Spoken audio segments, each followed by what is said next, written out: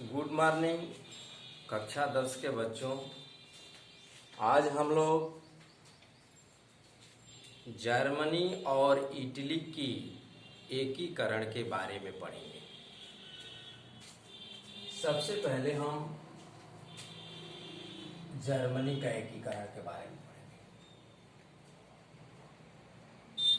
Germany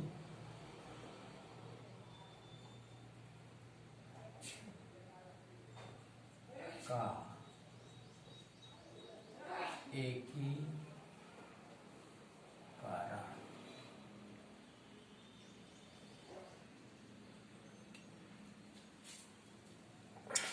Germany का एकीकरण 1830 ईस्वी से 1830 ईस्वी से 1848 ईस्वी की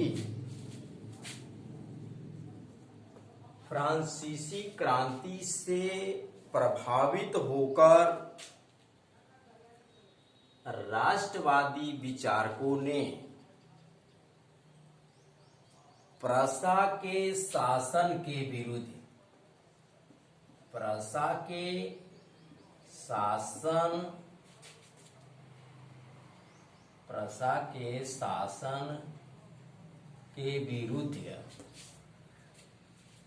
आंदोलन प्रारंभ कर दिए।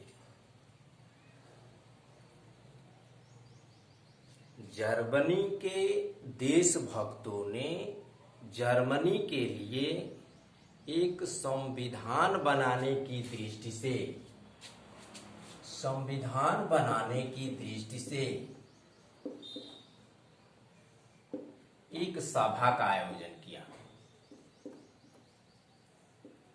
इस सभा में विभिन्न राज्यों के, यूरोप के विभिन्न राज्यों के 550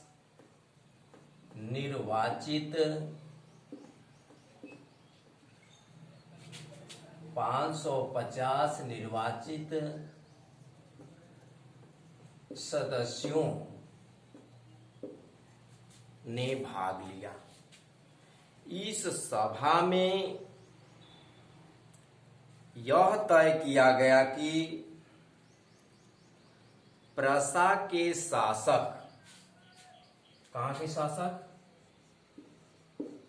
प्रशा के शासक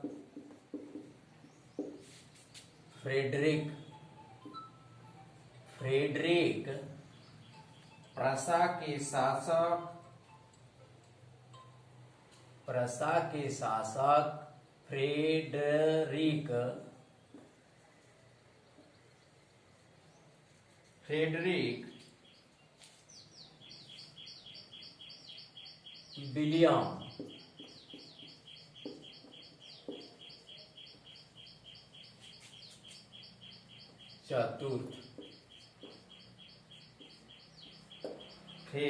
विलियम चतुर्थ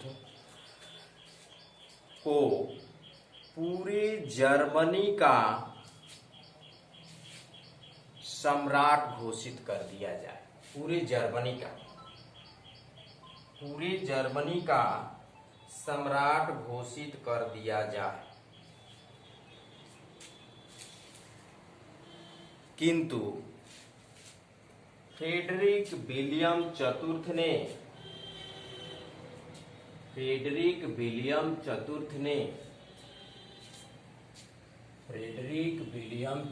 ने इस प्रस्ताव को क्या कर दिया? अस्वीकार कर दिया। 1858 ईस्वी में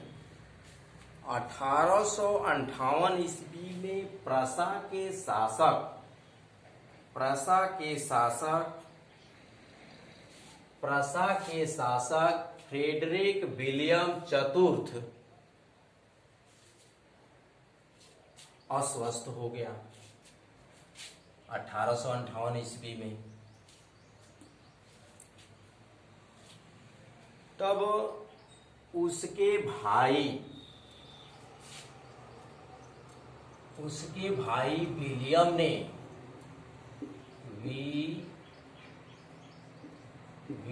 ने शासन की बागडोर अपने हाथों में ले लिया। 1862 ईस्वी में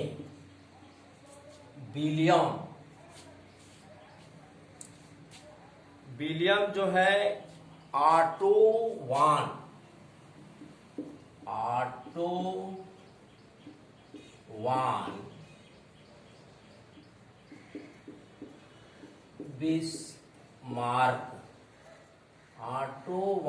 बिस्मार्क को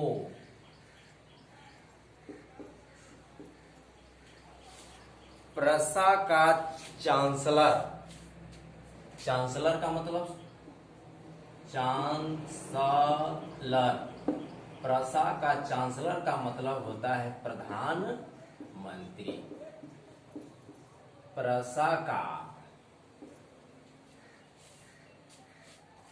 चांसलर यानी प्रधानमंत्री नियुक्त कर दिया।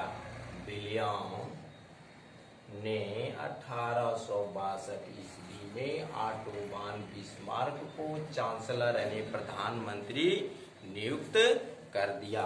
इस प्रकार ऑटोवान बिस्मार्क ने 3 युद्धों के माध्यम से जर्मनी का एकीकरण पूर्ण किया। पहला युद्ध था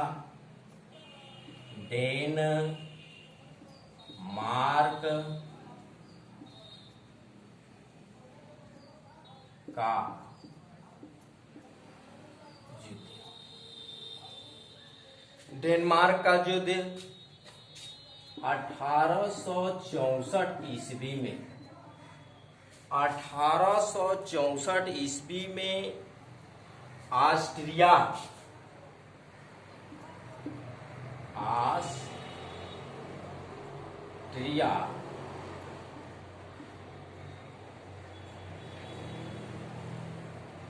ऑस्ट्रिया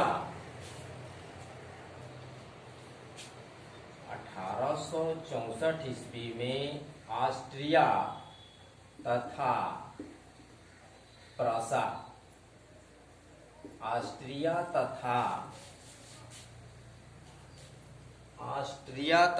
प्रसा की सम्मिलित सेना ने डेनमार्क के विरुद्ध युद्ध की घोषणा कर दी। डेनमार्क को विवश होकर संधि करना पड़ा। इस संधि में हाल्सराइन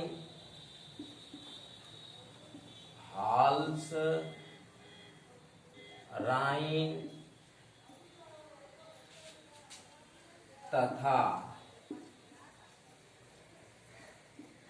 लारेनबर्ग ऑस्ट्रिया तथा प्रसा के अधिकार में आ गया। अब हम लोग दूसरा युद्ध पढ़ेंगे। दूसरा युद्ध है ऑस्ट्रिया तथा प्रसा का युद्ध। ऑस्ट्रिया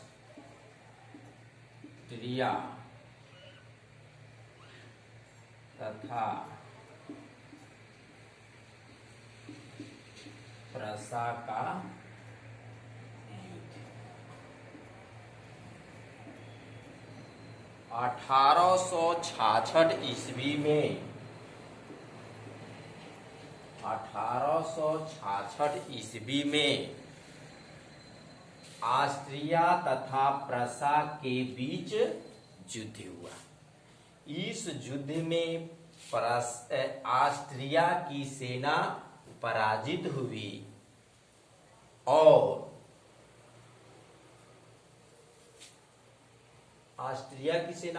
हुई और प्रसा का राज्य राइन नदी तक विस्तृत हो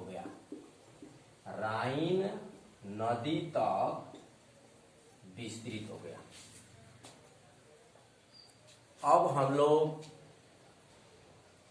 तीसरा युद्ध के बारे में पढ़ेंगे। फ्रांस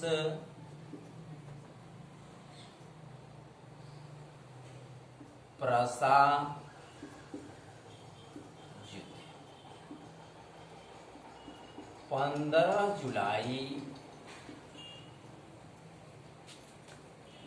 1870 ईस्वी में 15 जुलाई 1870 ईस्वी में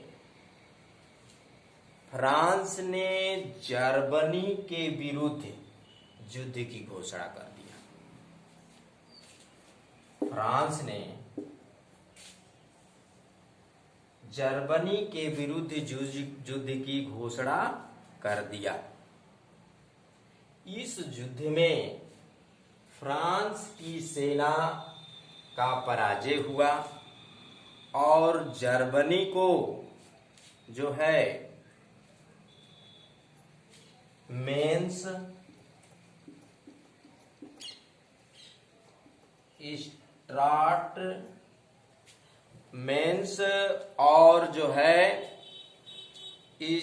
स्ट्रासबर्ग अल्सास और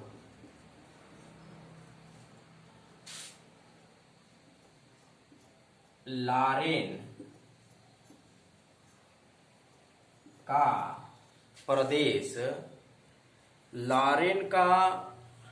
प्रदेश जर्मनी को मिल गया। प्रदेश जर्मनी को मिल गया। मेंस स्ट्रासबर्ग अल्सास और लारेन का प्रदेश जर्मनी को मिल गया। इस युद्ध में फ्रांस और जर्मनी के बीच एक संधि हुआ। उस संधि का नाम है फ्रैंकफर्ट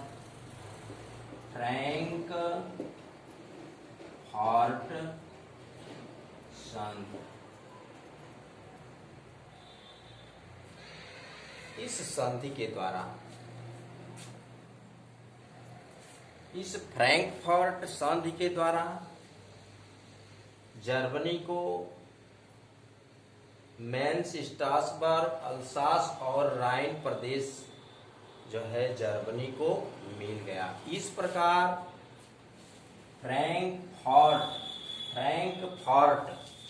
फ्रैंकफर्ट की संधि द्वारा जर्मनी का एकीकरण पूर्ण हो गया। फ्रैंकफर्ट की संधि द्वारा जर्मनी का एकीकरण पूर्ण हो गया। अब हम लोग इटली के एकीकरण के बारे में पढ़ेंगे।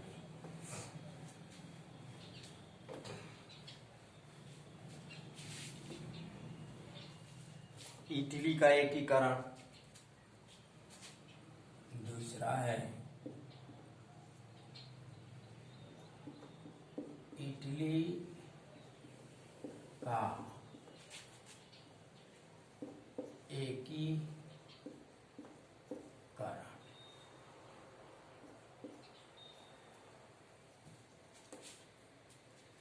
इटली का एकीकरण कई चरणों में हुआ, जिसका उल्लेख निम्नलिखित ढंग से किया जा सकता है। प्रथम चरण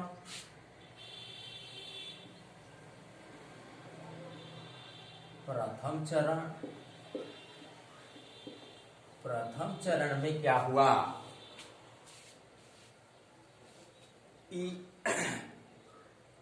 लोम्बार्डी प्रथम चरण में, इटली के प्रथम चरण में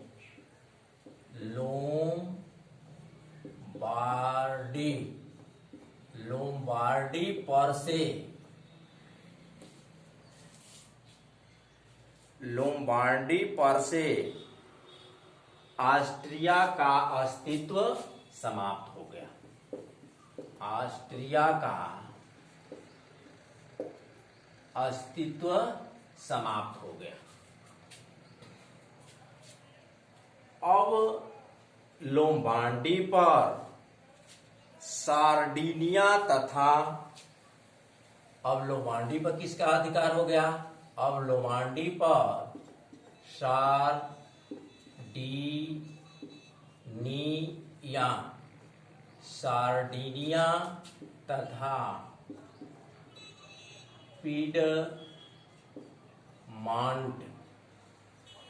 सार्डिनिया तथा पिडमांट का अधिकार हो गया। दूसरा चरण में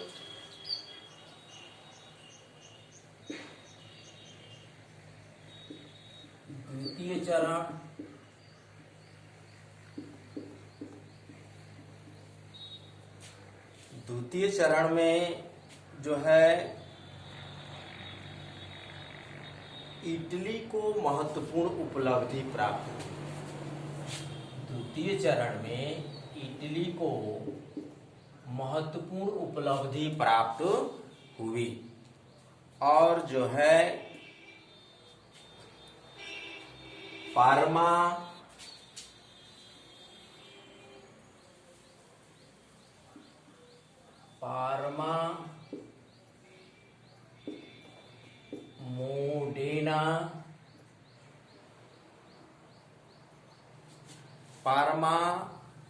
मोडेना और टस्कनी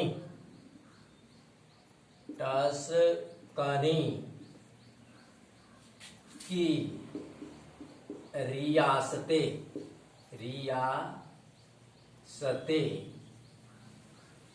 सीधे इटली के अधिकार में आ गया।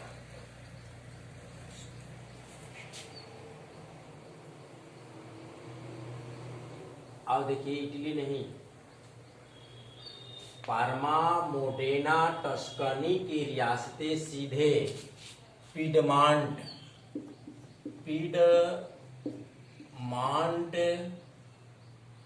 के अधिकार में आ गया। पिडमांट। अब हम लोग इटली का तीसरा चरण में क्या हुआ? इटली के तीसरे चरण में सिसिली तथा नेपल्स पर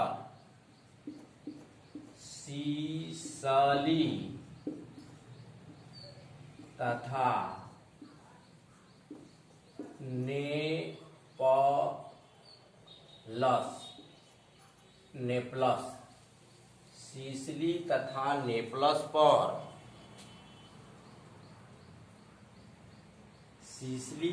नेपल्स पर पिडमांट का अधिकार हो गया। पिडमांट का अधिकार हो गया। चौथा चरण, इटली का चौथा चरण,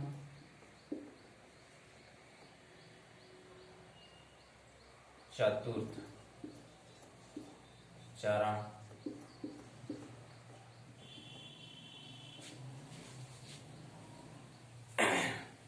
1861 ईस्वी में पिडमांट के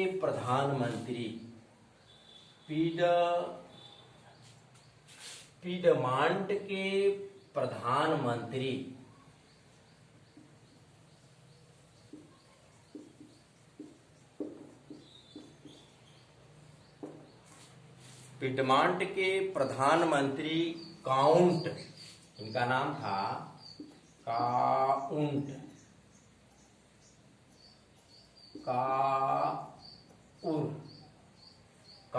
काउर की मृत्यु हो गई 1861 ईस्वी में पिडमांट के प्रधानमंत्री काउंट काबूर की मृत्यु हो गई और इटली के एकीकरण की बागडोर सीधे सम्राट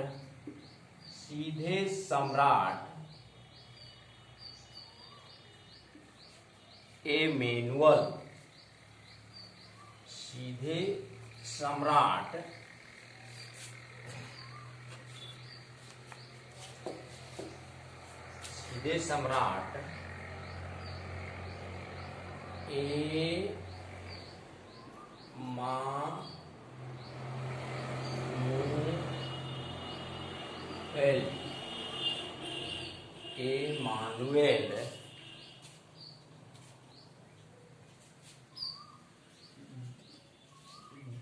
एमानुएल द्वितीय के हाथ में चला गया।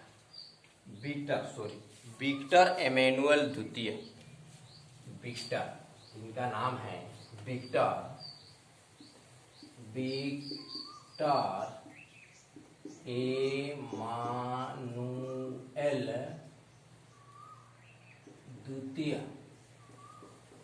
द्वितीय के हाथ में चला गया। अब इटली की एकीकरण की बागडोर किसके हाथों में चला गया? विक्टर एमानुअल द्वितीय के हाथों में चला गया। अब इटली का पांचवा चरण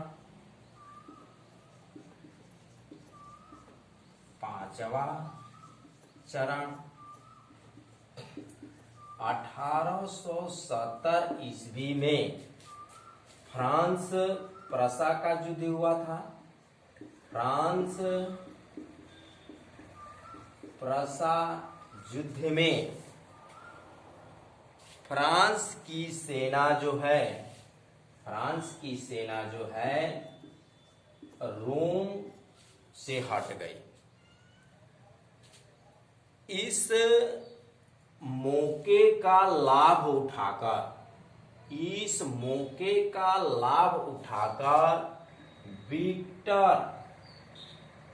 विक्टर सम्राट थे, विक्टर एमेनुअल द्वितीय ने रोम पर अधिकार कर लिया और विक्टर एमेनुअल द्वितीय ने जनमत संग्रह पाकर रोम को सार्डिनिया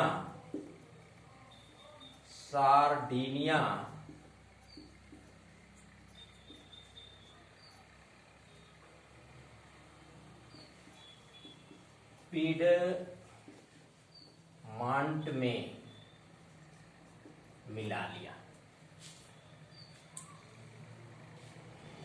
और रोम को राजधानी बनाया। इटली का रोम को राजधानी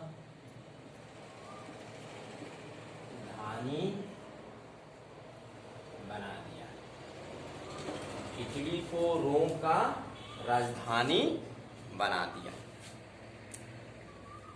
इस प्रकार से रोम से पोप की जो है सत्ता समाप्त हो गई और इटली के एकीकरण का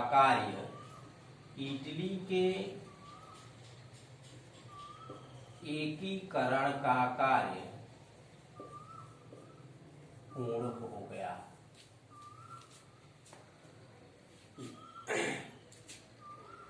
शेष हम लोग अगले वीडियो में पढ़ेंगे। धन्यवाद।